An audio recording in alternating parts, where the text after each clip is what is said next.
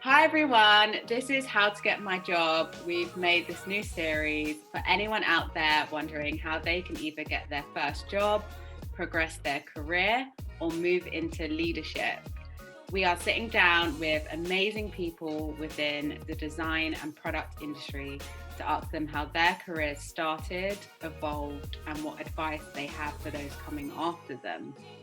Joining us today is John Ferguson, a design director at Work & Co, a digital product agency that works with brands like Apple, Ikea, Google, Airbnb, Disney, and more. John is a multidisciplinary artist with an amazing portfolio who founded the Black Bauhaus movement to promote diversity, education, and provide mentorship to underserved communities. Hi, John. How are you doing? Hey, wow. Thank you for that intro. That was amazing. Thank you. Happy to be here. Great. I'm so happy to have you here as well. So I'm just going to jump straight into it with the first question. Okay. How did you get your first job in design?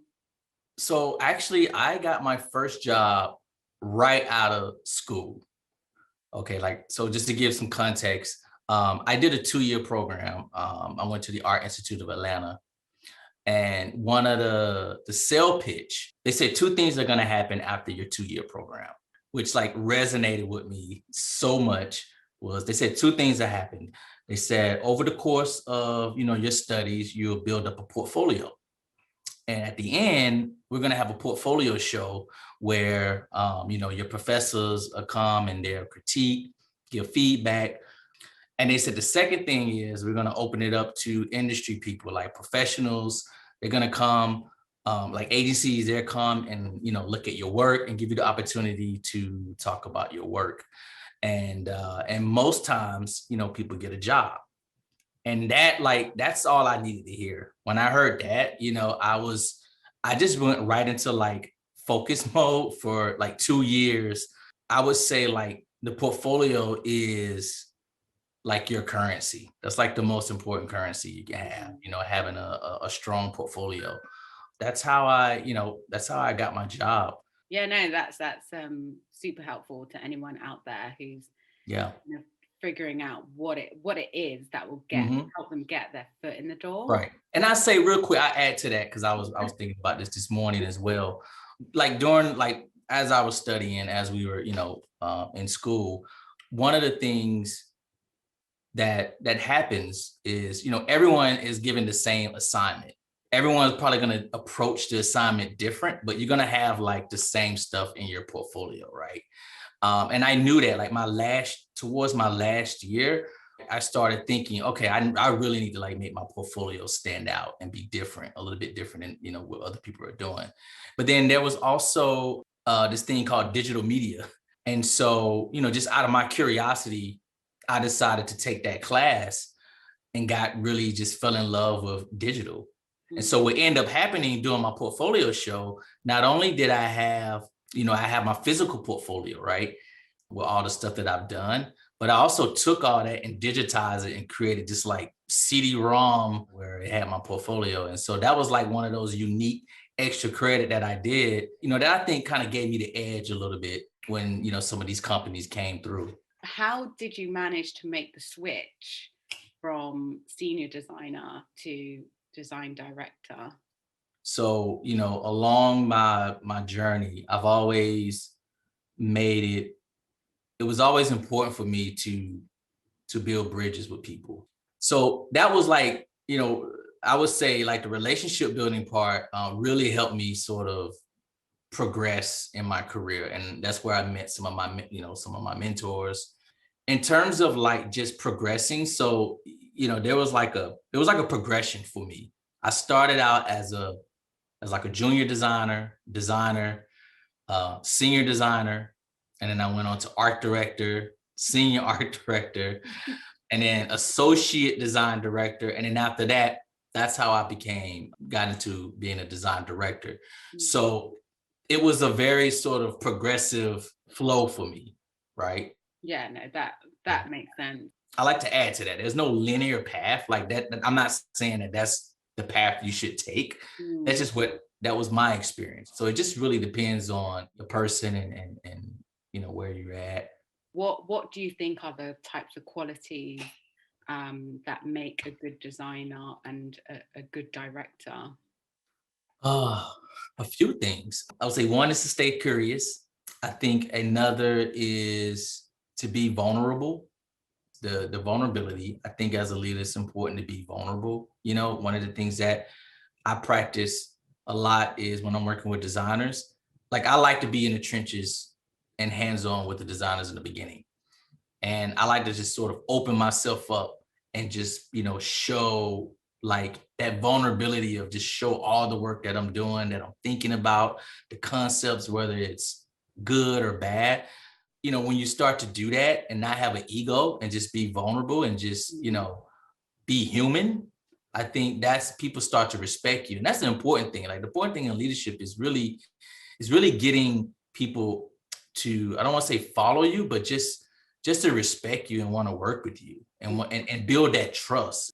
I think also communication skills is really important, right? I think it's important, as a designer and really for any designer, to be able to thoughtfully communicate your ideas, Mm. right? And defend those ideas if you have to, and do it with confidence, right? And that word confidence, obviously that's important as well. And that's why I was saying about vulnerability. I know for me, since I've been more vulnerable, I've noticed I've been more confident too, because it's like, you know what? I'm just gonna bring my whole self to this project, to this team. I'm just gonna be John Ferguson. I'm not gonna try to be anyone else, Yeah. and and really be collaborative. And I think all those are really important. I will say too, it's also understanding designers.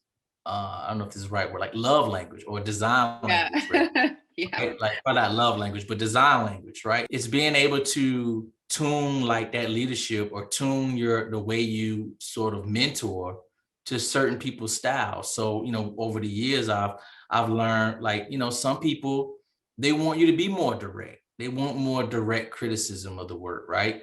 And some people, they thrive off of when you congratulate them, when you say, when you encourage them. So there's different ways of how people accept criticism or how you can mentor. So I think it's really important to kind of like be able to be empathetic and tuned to different people's the way they work, and being able to understand, you know, how to make them the best designer possible.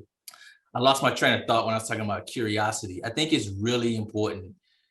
It's something that I'm actually doing more of now, is just always stay curious. Like, one of the things that I've been doing now is just trying to get into different things. Like, Mm. I started getting into like film. I'm getting into reading science books now. There's so much out there. There's so much good work out there now, especially with social media. Mm. It's easy to compare yourself, right? It's easy to see all this beautiful work, and sometimes subconsciously you might end up doing it again, right? Because you've been looking at it so much. So one of the things that I've been trying to do is detach myself.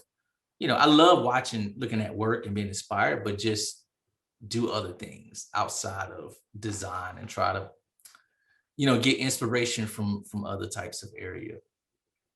So this is the last question. Mhm. What's the best design or career advice you've ever been given?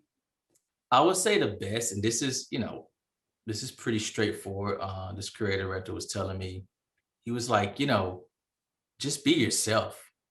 There was so much great stuff out there. I remember I was working on this project, and then I started looking at other designers, and I was comparing myself. I was like, oh, I wish I did that, or and it's natural, right? You see really good work, and then I started getting distracted instead of channeling that energy into just being myself and doing what I think is right and following my gut. Mm. And I think that's one of the most important advice that I was given.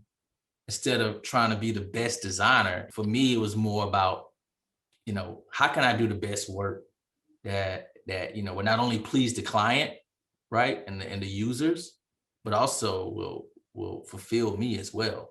I say another one too was also, it was the curiosity part. It was another designer that I work with, and stay curious. The more you get into different things and experiment, that's so important. And that's why I have a side hustle, because, sometimes when we work, and this is more so for designers who are working, I think it's important to always to try to tie in some experimentation with your work and then learn new things. Like as a designer, I'm getting into a lot of different things now. Like even working here at Working Co. I've started learning how to prototype. I'm getting a lot more into like strategy. So I'm just trying to like really broaden the way I think and the type of work, that I want Yeah. to do. No, that makes total sense. But yeah, no, John, I could sit here and talk to you for Yeah, hours. no, yep. But yeah, no, thank you for joining me today and sharing your story. I hope that this helps a lot of people out there, gives them great career advice and insights. Until next time, bye. Bye.